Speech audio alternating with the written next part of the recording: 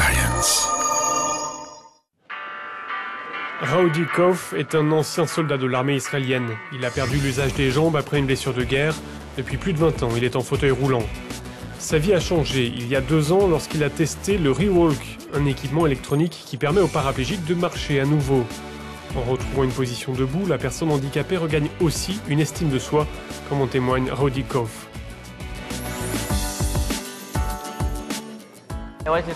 Ce que je veux vous dire au sujet de ma fille, c'est que la première fois qu'elle m'a vu debout, elle m'a dit « Papa, tu es grand ». Cet appareil vient d'être présenté en Grande-Bretagne, au NAIDEX, un salon international des équipements pour personnes handicapées et dépendantes.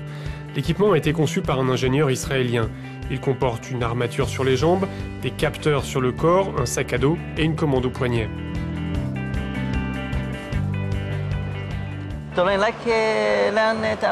C'est comme quand on apprend à faire du vélo. Au début, c'est difficile, mais après, c'est facile. Pas facile d'être en fauteuil roulant. Les équipements de la vie quotidienne sont rarement conçus pour les personnes à mobilité réduite.